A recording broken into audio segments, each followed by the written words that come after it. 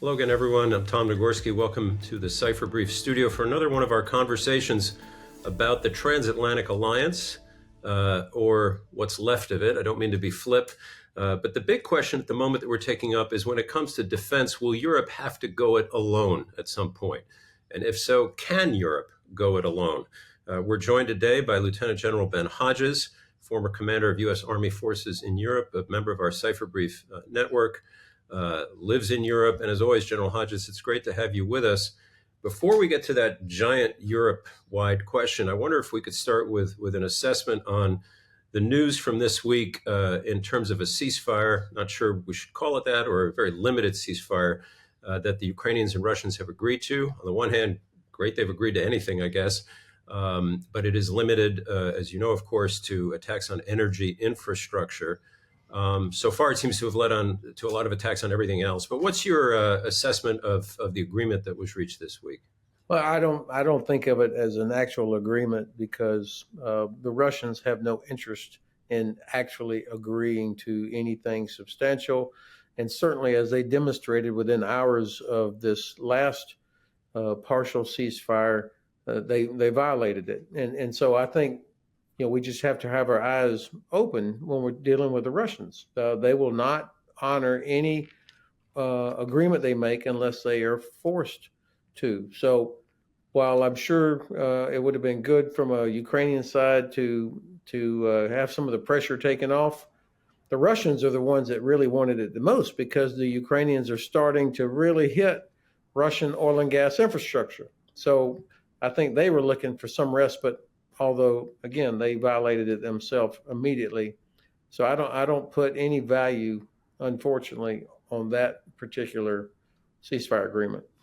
Okay, and just before we leave this, do you have any hope, given the Trump administrations, they're clearly, this is a high priority anyhow, in terms of this current process, either for a broadening of this agreement or a longer term peace? I have to say I'm not very optimistic about this.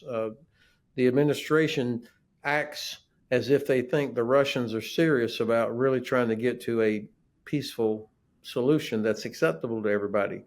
And I think for the Russians, these talks, the discussions about all of this, that's that is a vehicle for them to stretch things out, to create situations where they can then turn around and blame the Ukrainians.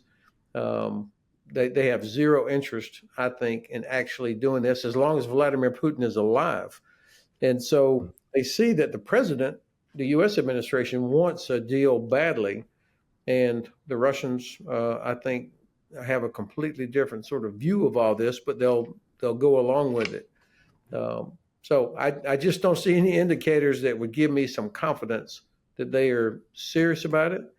And then finally, talks between U.S. and Russian officials in Jeddah next week or wherever they're going to do this.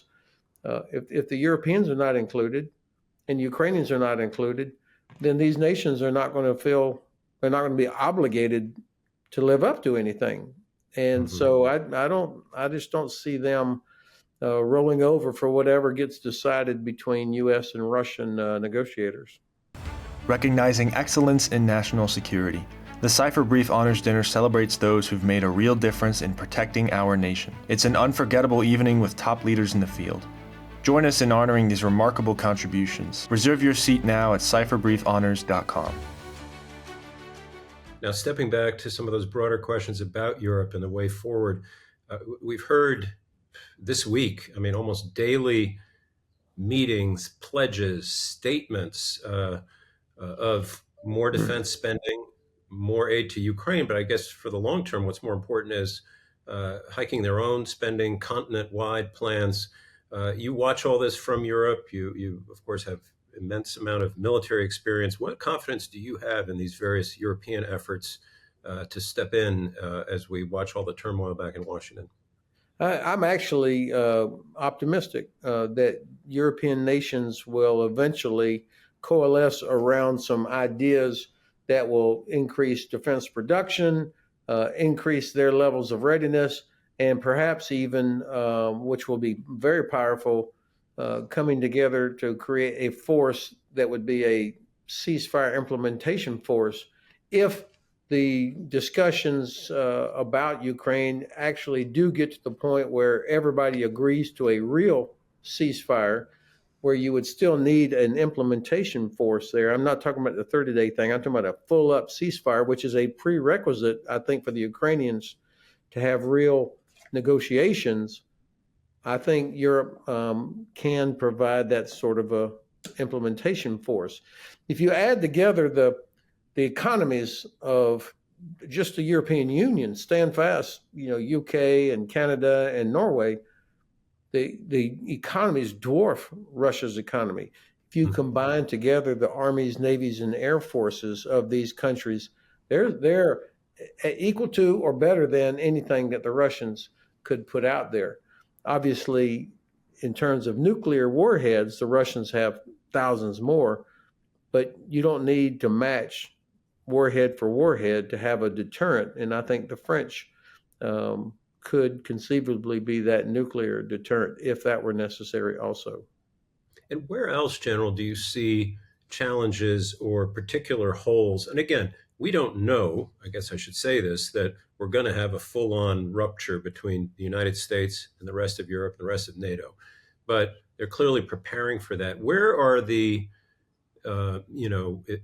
big challenges for European armies, the idea of a collective European army, if the United States is increasingly out of the picture? So I'm glad you put that caveat on it, Tom, because I don't believe the U.S. at the end of the day is actually going to just pull away, because we would be screwing ourselves. I mean, it's in our interest, our economic interest, that Europe is stable and secure, because American prosperity is tied to Europe's prosperity. Our biggest trading partner as a bloc is Europe. So it's in our interest that Europe is stable and secure. Plus, there are hundreds of thousands of Americans that live and work over here. You've got thousands of U.S. businesses over here. So it seems to me very unlikely that the president would just say, bad luck for all you guys, we're leaving.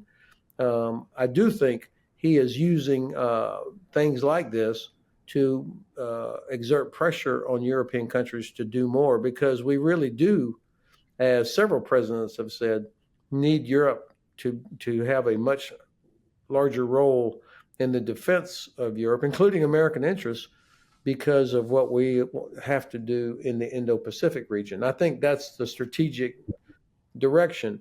The holes will be, at least initially, American air power is best in the world. A lot of that would be needed, obviously, in the Indo-Pacific region. So I don't know how much air power would stay behind. The nuclear deterrent that the U.S. has always provided, I don't see a reason that would have to leave. I mean, given the nature of what we're talking about. The intelligence contribution that the U.S. makes to the collective intelligence collection and analysis, that's pretty significant. But as you know, intel is not just based on having satellites. I mean, it's the fusion of all the different things: imagery, signals intelligence, human intelligence, all these things. And we depend so much on our allies and partners, not just Five Eye, but we have very good bilateral intelligence sharing relationships with most countries in Europe. So that's something that would have to be compensated somehow if the U.S. were to pull out. But otherwise, if European leaders have the political will to do what needs to be done, and I see increasing evidence that they do, this is not a straight line, smooth thing for sure, but increasing evidence. Today in Germany, the German Bundestag finally completely passed this legislation that allows hundreds of billions of euro in spending. That it's just historic. And that sends a signal to everybody else that Germany is prepared to do this. Yeah. I want to read, we talk often here on the platform, you and I have talked about this before, about just the kind of head-spinning headlines that we see in the last 6 to 8 weeks or so. And I thought, just on this subject, I just pulled a couple for this conversation. I'll just read them and get your quick reaction, if I may. So here's one. EU slams door on US in colossal defense plan, which refers to the meeting the other day at which basically, as the European Union was putting forth this plan, maybe not to go it alone, but to boost defense manufacturing, basically freezing American manufacturers out. What are your thoughts on that? Is that smart on their part? Is it just understandable given what's going on? Well, of course, that's a headline, and editors use headlines to get attention. But there is no No, doubt. do they? I'm going to speak for the Association of Editors. Yes, we do. Sorry, go ahead. I know that was a shocking breaking news there, Yeah. but there is no doubt that Europe is trying to grow its own defense industry, and there is real concern. I hear it from different direction or different sources that countries are concerned that if they have a total reliance on the United States, and they believe that the U.S. can just, for whatever reason, the administration doesn't like a country anymore, that could be disrupted. And so there is a concern in a lot of countries about, F-35, for example. That's the one I hear about the most. And some countries are reconsidering that. I think that would be a huge mistake for them because, and I'm not an Air Force guy, but the F-35 is not famous because of its wings. It's because of this network. And I think if countries are concerned that they would be somehow left out of updates, that's a pretty simplistic way of looking at it, then they will start looking for other options. So this is where U.S. policy, it could have a long-term damaging effect on U.S. defense industry. Yeah. Here's another headline, and then I'll leave it at that. But and it's really a sign of the times as much as anything else. European military powers work on 5 to 10-year plan to replace U.S. in NATO. Now, that actually is what they were doing. Again, hard to imagine reading that one a couple of months ago. But is that just smart on their part, even if, as you just said, the breakup isn't here yet, but they have to start thinking about it, right? Yeah, I think all of us, including the United States, you generally are thinking 5 to 10 years out when you're doing big force structure decisions or procurement. You can't live month to month, and so it would be appropriate for any country to be thinking about what do they think they're going to need in the near term. How do you get there? That takes time. Now. And of course, this is what presidents going way back have been clamoring for the Europeans to do, is to, it's not just about spending 2%, it's about building up your own capability so that you don't have to have as much U.S. Air Force, Army, or whatever in Europe. Now, the truth of the matter is we don't have that much, but what we do have, there's not enough European to go with it. So I think this is appropriate that they would be thinking, how do they grow the size of their land forces, their naval capability, and they have to look at how do you recruit enough young women and men to serve in the Bundeswehr, for example. The British Army, way too small. But these are choices that all the nations are having to make. And the last question then, General, would be looking at all the steps that the United States has taken that have caused us to have these conversations, the push towards Russia, isolating, as you pointed out, the Europeans from a lot of these talks on Ukraine and so forth. We have to assume that's going to continue for a while. Do you think that's doing irreparable damage to the transatlantic relationship? Is it reversible? What are your thoughts on that? Well, I spoke at a dinner last night in Frankfurt, and afterwards was talking with 4 or 5 German businessmen that kind of hung around afterwards, and they were using phrases like this. And these are people that love America. They went to school in the States. They have business in the States. Their kids went to school there.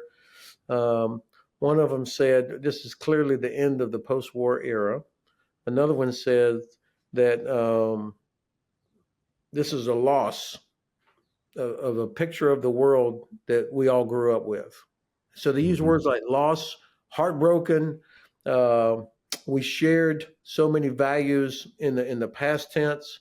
So, we fought 2 wars with Germany, and then we ended up being like the closest of allies. So I'm reluctant to say nothing is unrepairable, but it will be different. Yeah. All right. We're going to leave it there. Lieutenant General Ben Hodges in Germany, always great to have you with us. And I'm sure we'll be talking again. We really appreciate your insights. Thank you. Thank you, Tom.